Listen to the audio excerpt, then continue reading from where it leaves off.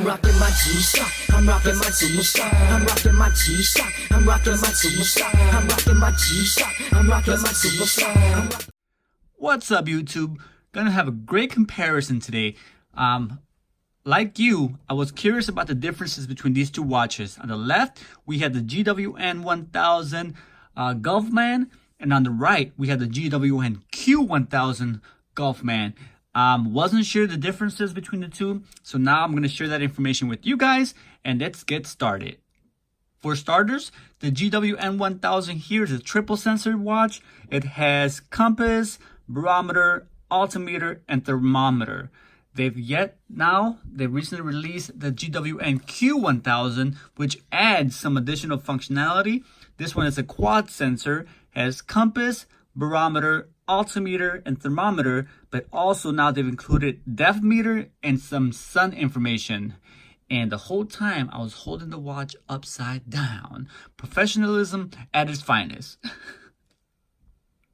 The GWN 1000 on my left was retail for $500 in comparison to the GWN Q1000, which is $850 retail price. Now, these prices have dropped since then, so keep that in mind when you factor in the comparison, that these both watches cannot be had for under retail. So when factoring in your decision, make sure to factor in the price. You'll also notice the crown difference on these two different watches. The GWN 1000 on the left here has a lock-down crown, while the one on the right has a screw crown. I'll show you and demonstrate the differences between the two. Here you have the lockdown crown. You'll see you have a open and close button here. If you twist this counterclockwise, the crown will unlock like so and pop up. And now you can pull it, and you now have function and access to your different modes. Push it back, turn it clockwise into your lock position. There, that's how you lock the crown. On the GWN Q, on the other hand, doesn't have a lock. It has a screw. You turn it counterclockwise and keep turning and keep turning and keep turning and keep turning until it pops. And there you have it. You pull it, and now you have access to your crown function. Push it in, and now push and turn clockwise, keep turning until it locks, and now you have the crown locked. That's the two differences between the crowns between the GWN 1000 and the GWN Q1000. The next comparison is the glass. The one on the left, the GWN 1000, has mineral glass, while the one on the right, the GWN Q1000, has sapphire glass, which is a more scratch resistant surface, and some say a better glass altogether. This will add to the price on the GWN Q1000. Next, we'll look at the comparison of the sensors. The one on the right has a quad sensor. The left one has a triple sensor. The sensors themselves look different. Let me zoom in so you guys can see. The design is quite different between the two. Aesthetically, the one on the left looks a little bit nice. For some reason, this reminds me of some kind of, I don't know, jet engine or cheese grater. But yeah, there's a difference between those. I'm guessing because of the depth sensor, the sensor was redesigned, but it looks better, I believe. My personal opinion, the one on the left looks better. Plus blue, can't lose with that, right? Next, you'll see that the watch on the left doesn't have a mode window compared to the GWN Q on the right. You'll see that when I switch between modes on the GWN Q, right here, the needle on the bottom changes to show me the different functions: compass, altimeter, temperature, and depth sensor. On the one on the left, the GWN 1000 doesn't have that option. If you switch between modes, that window doesn't do anything. So that's the difference between the two in terms of the mode. Next, let's see the new depth sensor. You'll notice that this one has a depth sensor gauge on the side of the watch there. The GWN 1000 does not have that. Here it is here. And also on the inside of the watch, you'll see the sensor there, the depth sensor. Nothing on the GWN 1000. That's a new addition to the watch.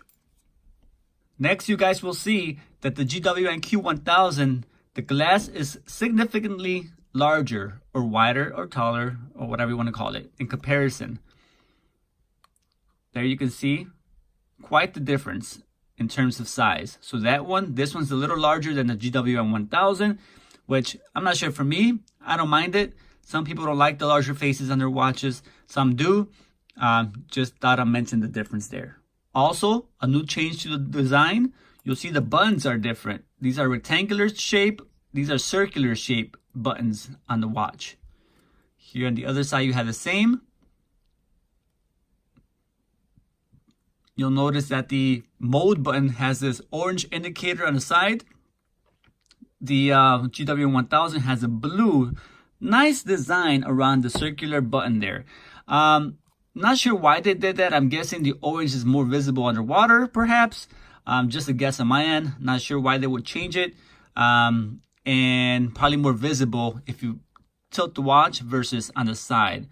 But either way, I think both are designed nicely. It's just personal preference on I'm guessing. But if I had to guess, I think I prefer the blue circular design around the GWM 1000. Next, I'll show you guys the LED lights on both of these. Now, here's where the GWM Q1000 stands out the most to me. The LED light on the GWM Q1000 is it's brighter, and I'll show you that now. It's gonna be hard to see, it's too bright in here, but let's try it. Here's the light on the GWN. You'll see there's one light on the bottom there, LED light, and you also have your digital display, which also has a light that illuminates the date and time on that digital window. On the other hand, the GWM Q1000 has a much brighter light, much more brighter light, and also has the LED or digital display, which lights up side by side. You guys can see the difference there. Let's move them back a little bit, see if we can show you guys a little bit difference there. Let me see. Yeah, I mean, even in the sun, in the light, you can see. And I'll show you guys a still image in the dark of how those two look.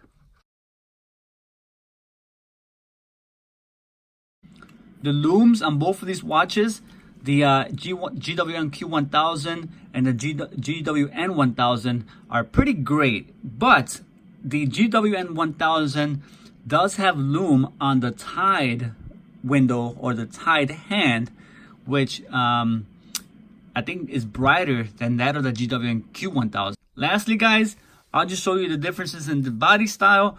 Like I said, they have the sensor here, which is different. The buttons or the screws on the side are a little bit different. These are kind of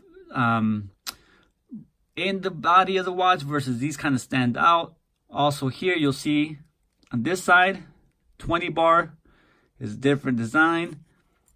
And then the band, both band keepers are the same, but the GWM Q1000 has this little recess at the end, which I think helps for gripping or keeping the band from falling off when wearing it. So this helps for when you're using water sports or diving or out in the ocean somewhere. This helps you from gripping the band. This one kind of slides and it's probably harder to hold, I would say.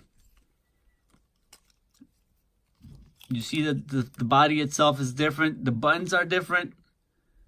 The sensors are different. So it's just overall different watch with the intended same purpose. Open them up.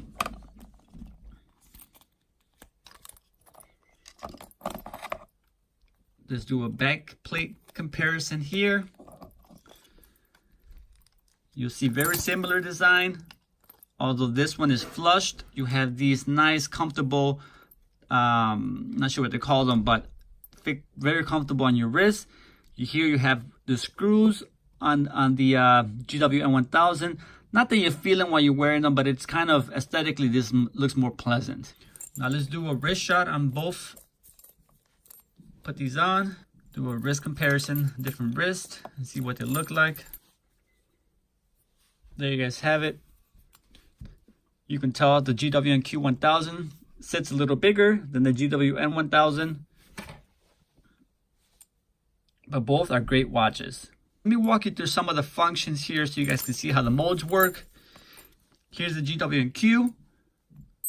Push this button here to switch between the different modes: barometer, compass, altimeter, temperature, and depth. Here you have time. You can recall your saved information, world time, tide information, sunset and sundown, stopwatch, timer, alarm. I think it's got 5 alarms in the signal, and home time. Here you can switch between what's shown here: the age of your moon, time, your day and date, barometer information, and your time, digital time. Okay, push this button and this button at the same time. Swings the hands to make the digital display visible. If I could get it to work. There you go. Moves it to the 2 o'clock position. And now you can see your both mode and your digital time are become visible when operating the watch. Push this button here to exit that. And there you have it. So that's the GW&Q 1000. Now let's take a look at the GW&N 1000 and show you guys some of the functions on that watch. Very similar in design. You have compass, altimeter, temperature, barometer, and then back home time, world time, tide function, stopwatch, timer, alarm, 5 alarms, signal. You have to receive your atomic timekeeping. Back to your home time. Same with this watch. Push these 2 buttons. Your hands move to 2 o'clock position to make the mode and the digital time visible. There. Switch this button to show the age of the moon, day and date, barometer, and digital time, world time, and that's it.